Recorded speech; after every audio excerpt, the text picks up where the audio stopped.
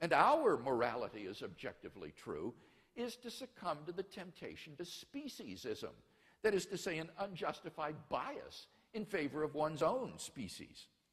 If there is no God, then any reason for regarding the herd morality evolved by Homo sapiens on this planet as objectively true seems to have been removed.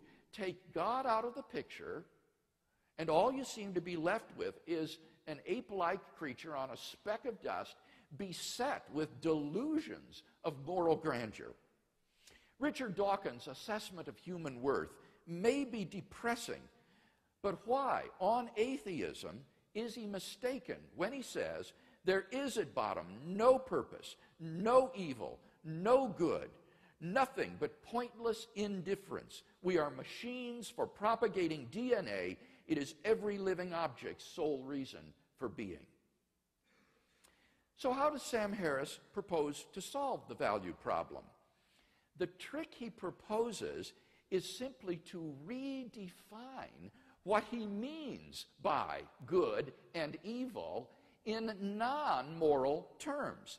He says we should define good as that which supports the well-being of conscious creatures. So, he says, questions about values are really questions about the well-being of conscious creatures. And therefore, he concludes, it makes no sense to ask whether maximizing well-being is good. Why not? Because he's redefined the word good to mean the well-being of conscious creatures. So, to ask, why is maximizing creatures' well-being good, is on his definition the same as asking, why does maximizing creatures' well-being maximize creatures' well-being? It's just a tautology. It's just talking in circles. So Dr. Harris has, quote-unquote, solved the value problem just by redefining his terms. It's nothing but wordplay. At the end of the day, Dr. Harris isn't really talking about moral values at all. He's just talking about what's conducive to the flourishing of sentient life on this planet. Seen in this light, his claim that science can tell us a great deal about what contributes to human flourishing is hardly controversial. Of course it can, just as it can tell us what is conducive to the flourishing of corn or mosquitoes or bacteria. His so-called moral landscape, which features the highs and lows of human flourishing, isn't really a moral landscape at all. Thus, Dr. Harris has failed to solve the value problem. He hasn't provided any justification or explanation for why, on atheism, moral values would objectively exist at all. His so-called solution is just a semantical trick of an arbitrary and idiosyncratic redefinition of the terms good and evil in non-moral vocabulary. Second question, does atheism provide a sound foundation for objective moral duties? Duty has to do with moral obligation or prohibition, what I ought or ought not to do. Here, the reviewers of the moral landscape have been merciless in pounding Dr. Harris's attempt to provide a naturalistic account of moral obligation. Two problems stand out. First, natural science tells us only what is, not what ought to be the case. As philosopher Jerry Fodor has written, science is about facts, not norms. It might tell us how we are, but it wouldn't tell us what is wrong with how we are. In particular, it cannot tell us that we have a moral obligation to take actions which are conducive to human flourishing. So, if there is no God, what foundation remains for objective moral duties? On the naturalistic view, human beings are just animals, and animals have no moral obligations to one another. When a lion kills a zebra, it kills the zebra, but it doesn't murder the zebra. When a great white shark forcibly copulates with a female, it forcibly copulates with her, but it doesn't rape her. For none of these actions is forbidden or obligatory. There is no moral dimension to these actions. So if God does not exist, why think we have any moral obligations to do anything? Who or what imposes these obligations upon us? Where do they come from? It's very hard to see why they would be anything more than a subjective impression ingrained into us by societal and parental conditioning. On the atheistic view, certain actions such as rape and incest may not be biologically and socially advantageous, and so in the course of human development have become taboo, that is, socially unacceptable behavior. But that does absolutely nothing to prove that such acts are really wrong. Such behavior goes on all the time in the animal kingdom. On the atheistic view, the rapist who chooses to flout the herd morality is doing nothing more serious than acting unfashionably, the moral equivalent, if you will, of Lady Gaga. If there is no moral lawgiver, then there is no objective moral law. And if there is no objective moral law, then we have no objective moral duties. Thus, Dr. Harris's view lacks any source for objective moral duty. Second problem, ought implies can. A person is not morally responsible for an action which he is unable to avoid. For example, if somebody shoves you into another person, you're not responsible for bumping into him. You had no choice. But Sam Harris believes that all of our actions are causally determined and that there is no free will. Dr. Harris rejects not only libertarian accounts of free will, but also compatibilistic accounts of freedom. But if there is no free will, then no one is morally responsible for anything. In the end, Dr. Harris admits this, though it's tucked away in the endnotes of his volume. Moral responsibility, he says, and I quote, is a social construct, not an objective reality. I quote, in neuroscientific terms, no person is more or less responsible than any other for the actions they perform. His thoroughgoing determinism spells the end of any hope or possibility of objective moral duties because on his worldview, we have no control over what we do. Thus, on Dr. Harris's view, there is no source of objective moral duties because there is no moral lawgiver, and no possibility of objective moral duty because there is no free will.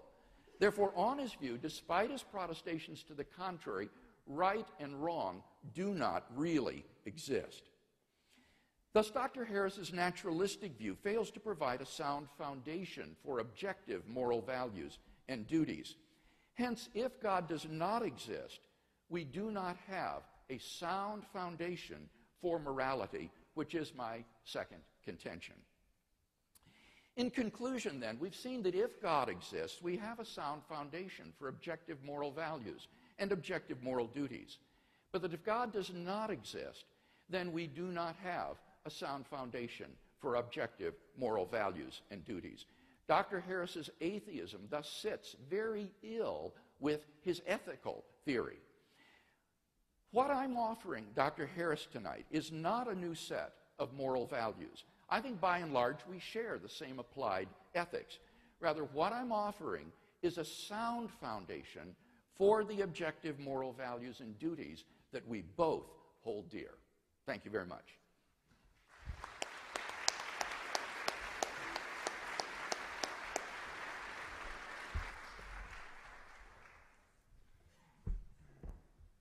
Dr. Harris now has 20 minutes. Timekeeper, are you ready?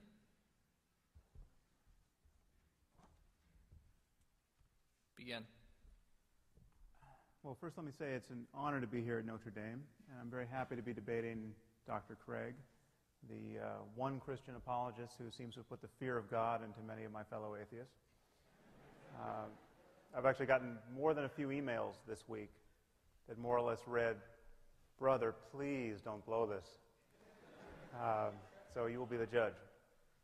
Now, as many of you know, I've spent a fair amount of time criticizing religion. And one of the perks of this job is that you immediately hear from all the people who think that criticizing religion is a terrible thing to do. And strangely, the reason people rise to the defense of God is not that there's so much evidence that God exists, but that they believe that belief in God is the only intellectual framework for an objective morality. And clearly Dr. Craig is among their number. Now, the sense is that without the conviction that moral truths exist, that words like right and wrong and good and evil actually mean something, humanity will just lose its way. That's the fear, and I actually share that fear. I've come to believe that this concern that many religious people have of the erosion of secular morality is not an entirely empty one. Now, I once spoke at an academic meeting on these themes, and I said, as I will say tonight, that once we understand morality in terms of human well-being, we'll be able to make strong claims about which behaviors and ways of life are good for us and which aren't. And I cited as an example the sadism and misogyny of the Taliban as an example of a worldview that was less than perfectly conducive to human flourishing. And it turns out that to denigrate the Taliban at a scientific meeting is to court controversy. Mm-hmm. And after my remarks, I fell into debate with another invited speaker, and this is more or less exactly how our conversation went. She said, "How could you ever say that forcing women to wear burqas is wrong from the point of view of science?" I said, "Well, because I think it's pretty clear that right and wrong relate to human well-being, and it's just as clear that forcing half the population to live in cloth bags and beating them or killing them when they try to get out is not a way of maximizing human well-being." And she said, "Well, that's just your opinion." And I said, "Okay, well, let's make it even easier. Let's say we found a culture that was literally removing the eyeballs of every third child, okay, at birth. Would you then agree that we had found a culture that was not perfectly maximizing human well-being?" And she said, "It would depend on why they were doing it." So after my eyebrows returned from the back of my head, I said, "Okay, well, let's say they're doing it for religious reasons. Let's say they have a scripture which says every third should walk in darkness," or some such nonsense. And then she said, "Well, then you could never say that they were wrong." Okay, and so you should know, I was talking to someone who has a deep background in science and philosophy. She's actually since been appointed to the President's Council on Bioethics. She's one of 13 people advising President Obama on all of the ethical implications of advances in medicine and related science and technology. And she had just delivered a perfectly lucid lecture on the moral implications of neuroscience for the courts, and she was especially concerned that we could be subjecting captured terrorists to lie detection neuroimaging technology. And she viewed this as really an unconscionable violation of cognitive liberty. So on the one hand, her moral scruples were very finely calibrated to recoil from the slightest perceived misstep in ethical terms in our war on terror. And yet she was quite willing to forgive some primitive culture its fondness for removing the eyeballs of children in its religious rituals. And she seemed to me quite terrifyingly detached from the very real suffering of millions of women in Afghanistan at this moment. So I see this double standard as a problem. And strangely, this is precisely the erosion of basic common sense that many religious people are worried about. I hope it'll be clear to you at the end of this hour that religion is not an answer to this problem. Okay, belief in God is not only unnecessary for a universal morality, it is itself a source of moral blindness. Now, it's widely believed that there are two quantities in this universe. There are facts on the one hand, and of course science can give us our most rigorous discussion of these. But then there are values, which many people like Dr. Craig think science can't touch. Okay, questions of meaning and morality and what life is good for. Now, of course, everyone thinks that science can help us get what we value. Okay, but it can never tell us what we ought to value.